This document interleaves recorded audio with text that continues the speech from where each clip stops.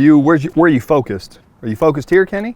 I'm gonna pop the top. It's both. I got it both. You gotta turn the camera. How's my, oh, it doesn't, I can't read it. The camera's gotta read it.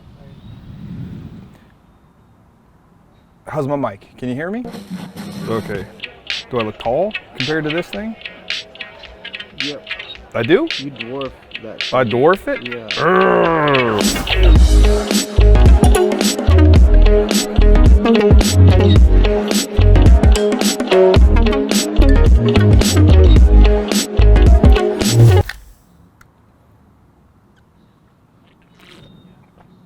That's pretty good.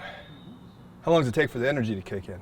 Pretty instantaneous. Is it instantaneous? Yeah, it's nice. It's a nice slow burn. Oh, I like it. Really like it. Let's get into it. The plan was to put a Nomadic cooling 3000 on the top. I got to be quite honest with you, way too difficult. There's way too much insulation in this vehicle. There's no way to get the wires from the battery up to the air conditioner, at least not easily. So I got to be quite honest, we didn't do anything with this rig today. It's not like he didn't want our cold air technology, we just couldn't give it to him.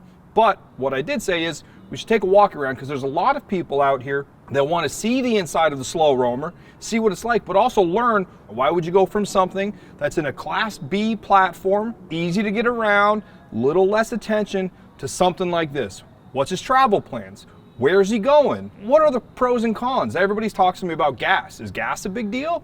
I don't know. Are the pros and cons living in something like this, traveling in something like this full-time, worth the rub? Is the cost worth it? This is a 2017 GXV Patagonia.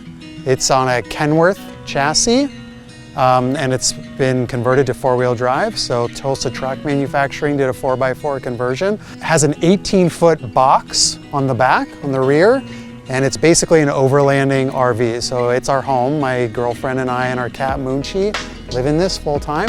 So if you want to follow us, we're on Instagram at Slow Roamer. This is the living quarters here. It has the full four-wheel drive conversion on it, lots of storage. We have boxes all around the perimeter of the vehicle for storing tools and recovery equipment. It has 3 gas tanks. It actually has nearly 200 liters of diesel on board.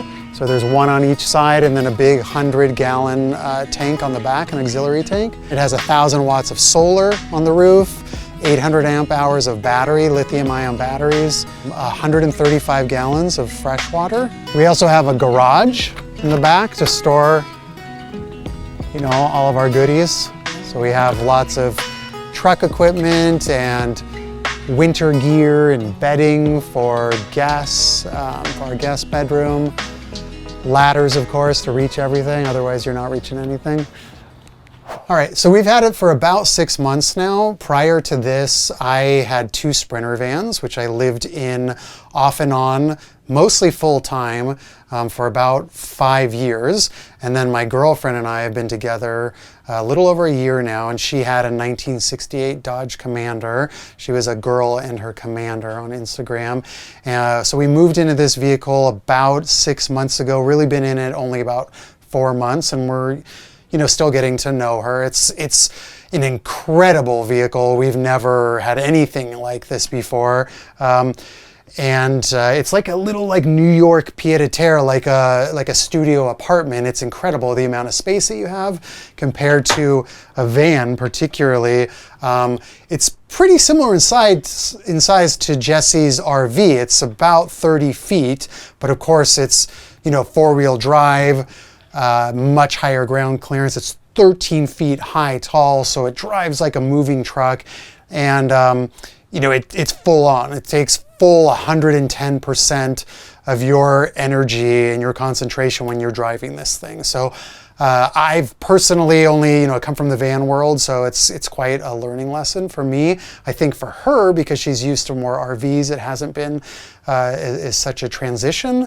But for me, it's been a transition, and I'm definitely still learning how to drive it. So the space is incredible in the vehicle, but with that comes a cost. So particularly the height of the vehicle, when you're coming and boondocking in small, tight forested areas, there's been times where we can't go into places, or we have to get out.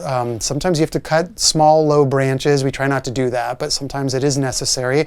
And once or twice, we've actually nearly gotten stuck in places with trees actually, you know, like wedging us in to places where it was pretty tricky and very nerve-wracking to get in and out of a spot. But with these overlanding rigs, it's on an independent, like the box, the living quarter here that we're in is independent to the chassis. So what that means is when you're off-road, the whole box is articulating separate from the cab. So when you're driving down the road, you know, there's a lot of flexibility and it gives you a lot more options when you're driving much better traction than a conventional van or truck. So the vehicle is like fully self-contained. You know, it's one big sort of like open box area. So, you know, we have our dining area, but this comes down and is actually a 2-person bed. So it's our guest room. You know, it has a beautiful microwave convection oven. And then here is pretty fun. We have a washer dryer, which we actually don't really use that much, but it's combination washer dryer, which is quite the luxury. And then over here is the galley. So we have a built-in freezer fridge. It's kind of empty right now, but it's the drawer sliding model. And then we have, you know, the full sink and a 2-burner stove. It's electric induction. And built-in blender, which is really cool because I make smoothies all the time. And then just your normal sink. We have a Cuva filtration system. It's an infrared water system, so you can actually drink from about any water source, which is amazing since we're going to Baja in a couple weeks. And then over here is our wet bath. So we have a full bathroom, full toilet, shower. We just take the mat out when we're gonna shower and the whole thing turns into a wet bath. And it's really nice. I used to have a small van with a very tight shower, and this just feels like a huge luxury. So we have a full queen size bed with a TV. Jesse redid a lot of the interior in this when we bought it. So we have this really cool like jungle in our bedroom here. She redid all the cabinetry and the carpets and pillows and comforters, and you know, just made it really homey for us.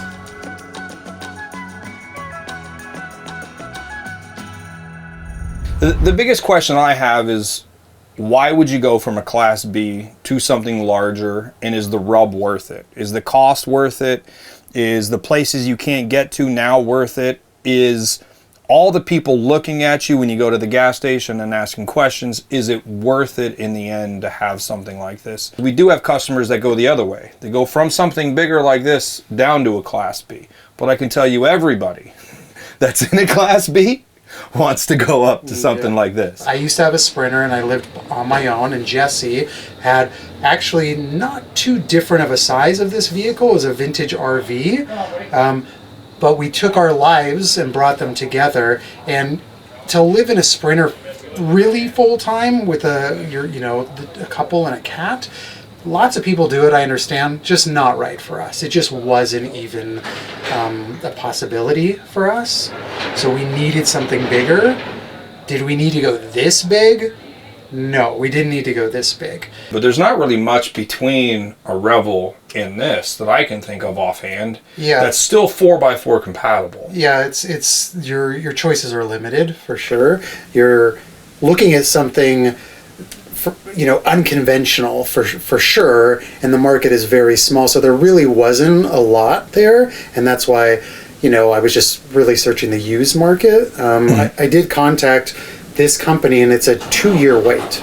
Yeah, so we didn't want to wait 2 years, and we wanted something a little bit more timely, and this just happened to come up and was available immediately. So we got lucky, and we actually thought it was. How lucky was at a dealership? I mean, that never happens. Yeah, and the guy was incredible. Actually, the whole process was really, really incredible. I've been looking at something of this size for quite some time, and the biggest thing for me, the biggest challenge is the scarcity of it. You know, even on the new 550 platform that we're seeing some people build that are super amazing, like just getting one, you know, I don't have the time to fix one up or fix something up. I don't have the time for that. You're a busy dude. So I'd have to be able to buy it and be off the lot and be ready to go. And the amount of those that are available are pretty slim. Well, and that's why the Revel was such a great buy for people. You know, it's such a great product. How long were you in the Revel for? I actually only had it 8 months, but I was highly modded. Okay. Like, yeah, and it's a great, for a solo person, I couldn't think of anything better. When you stop and go get gas, or like you gave me the story about like Yellowstone, and you're at Yellowstone, so more people were looking at the vehicle than the buffaloes. Yeah, it was wild. It's definitely something.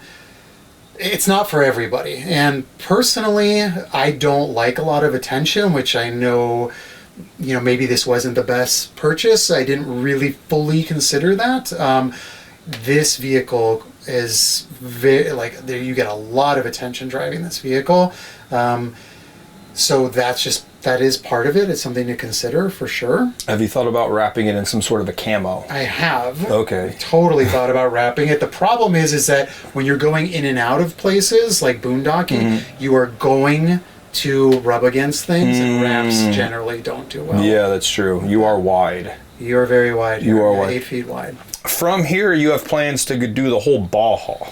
We're going to spend 2 to 3 to 4 months doing the Baja Peninsula. We're wintering in Baja, yeah. Wintering in we are the so Baja. excited. Yeah, where are you wintering? Yeah. In the Baja. Yeah. Are you going to be vlogging or YouTubing in the Baja? Yeah, Instagramming. It's Jesse's full-time business, actually. She loves Instagramming. So, okay, yeah. And we will obviously put the links to that in the description, but on your way back from the Baja, will you come back and share with us footage and tell us... I have this phone call so often with customers, and I always say, well, what are you going to be doing? What are you planning on doing? And where are you planning on going?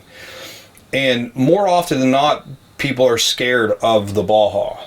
But I can tell you, after driving all of Mexico, most of the United States, that the Baja is a very special place. And it is right now, just for the lack of people that you see inside the Baja is not something that you're going to see anywhere in the United States. And I recommend anybody who's out there overlanding, traveling, camping, and look, I see people do it in Class A Prevos, okay? You don't even need four-wheel drive for the Baja. But put it on your bucket list. Don't mess it up down there, because it's a beautiful place. I don't want to see too many of you down there. But the 4 months seems to be just about the right amount of time. Especially when you're going as slow as we are. Slow is good. Yeah. Slow is good. There is no reason to go fast in the Baja. And I do recommend getting to Cabo, spending a night there, and then turning around and getting the hell out. Because once you've done the rest of the Baja, where it's very relaxing and very calm, and you get to Cabo, you're going to think it's a terrible place. Yeah, that's our plan. That's your plan. One day. One day. Max. Go to Sam's Club, and then get out. Yeah. Fill up. Yeah. And then get out. If there's any questions that you have specific to either this vehicle or the switch from a Class B to something larger, links are in the description of how you can get in touch and ask any questions that you may have, and follow along for their journey through the Baja for the next 4 months. And if there's any questions that you may have about cold air technology, or about coming down to Nomadic Cooling and not getting cold air technology installed on your vehicle, give Nomadic Cooling a call. And remember, if you want to go further in comfort, go further with Nomadic Cooling.